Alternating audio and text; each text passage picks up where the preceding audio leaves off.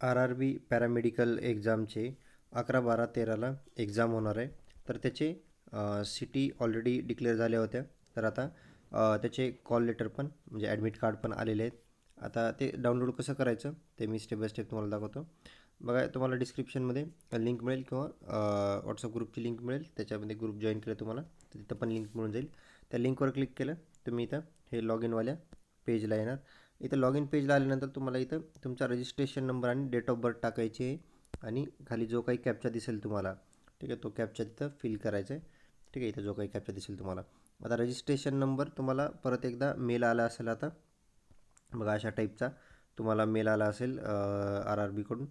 याच्यामध्ये इथे तुम्हाला दिसेल ही लिंक आहे बघा. इथे लॉग इन लिंक तुमच्या मेलवर पण आलेली आहे. तुम्ही या पण लिंकवर जरी क्लिक केलं तरी पण तुम्ही या लॉग इनवाल्या पेजवर येऊन जाताल. ठीक आहे, तुम्हाला मेलवर चेक करा, तुम्हाला ही लॉग इन लिंक तिथं मेलवर पण तुम्हाला मिळून जाईल.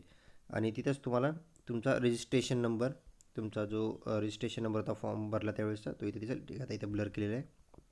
आणि तुमची जी डेट ऑफ बर्थ आहे तर ते तुमचा पासवर्ड राहील. तर ते दोन्ही टाकायचं इथं आणि लॉग इन करायचं. लॉग इन केल्यानंतर ठीक आहे असं वालं पेज ओपन होईल. ठीक आहे, आता इथं डाटा तुम्हाला दिसणार नाही. ठीक आहे, इथे तुमचा रजिस्ट्रेशन नंबर, तुमचं नाव, फादर नेम, जेंडर, कोणत्या कॅटेगरीतून फॉर्म भरला तुम्ही, ते सर्व इथं डिटेल्स दिसतील तुम्हाला. त्याच्यानंतर बघा इथं हे पोस्ट अप्लाइड म्हणून जे आहे तर इथं तुम्हाला क्लिक करायचं आहे पोस्ट अप्लाइडवर. ज्यावेळेस पोस्ट अप्लाइडवर क्लिक करताल त्यावेळेस नेक्स्ट पेज हे ओपन होईल. याच्यामध्ये बघा इथं तुम्हाला इथं तुमचं ॲप्लिकंट सब्जेक्ट रजिस्ट्रेशन नंबर सर्व इथे दिसेल. इथं ॲक्शनच्या ठिकाणी व्ह्यू जो ऑप्शन दिसतो आहे त्या व्ह्यूवर तुम्हाला क्लिक करायचं आहे. तिथं व्ह्यूवर क्लिक केल्यानंतर हे वालं पेज ओपन होईल.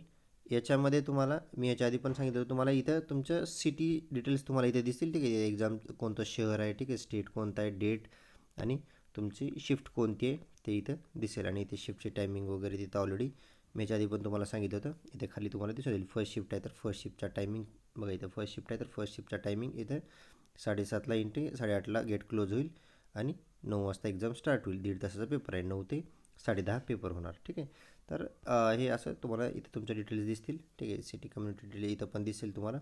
इथे तुमच्या डिटेल्स दिसतील. इथं बघा इथं वरच्या साईडला तुम्हाला कॉल लेटर म्हणून ऑप्शन दिसेल बघा, ई कॉल लेटर. इथं ई कॉल लेटरवर क्लिक केलं तर तुम्हाला हे तुमचं डिटेल्स ओपन होईल. कॉल लेटर, तुमचं ॲडमिट कार्ड इथे दिसेल. इथे तुम्हाला तुमचं जे काही पोस्ट, त्यानंतर तुमच्या सेंटरचं नाव, ॲड्रेस इथं ठीक आहे डिटेलमध्ये तुम्हाला दिसेल. आणि तुमची डेट कोणत्या तारखेला आहे, कोणत्या शिफ्टला आहे ते पण दिसेल इथं. किती ते किती आहे तुमचं. मी तुम्हाला सांगितलं तर बघा फर्स्ट शिफ्ट होती तर 9 ते 10:30. ठीक आहे, आणि या तारखेला पेपर आहे. इथे तुमच्या सेंटरचं नाव वगैरे दिसेल. आणि डाउनलोड करण्यासाठी इथं ई कॉल लेटर म्हणून जे ऑप्शन आहे इथं याच्यावर ई कॉल लेटरवर तुम्ही क्लिक केलं तर तुमचं ॲडमिट कार्ड डाउनलोड होऊन जाईल.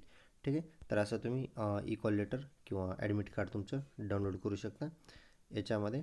ठीक आहे, तुम्हाला हे सर्व तुमचा जो मेल एकदा मेल चेक करा. ईमेल आय डीवर तुम्हाला हे सर्व डाटा आला असेल. तुमचा लॉग इन लिंक पण आली असेल, तुमचा युजर रजिस्ट्रेशन नंबर आणि पासवर्ड पण आलेला असेल. ठीक आहे, याच्या व्यतिरिक्त काही डाऊट असतील तर ग्रुप ची लिंक आहे डिस्क्रिप्शनमध्ये, तिथं जॉईन करून तिथं विचारू शकता.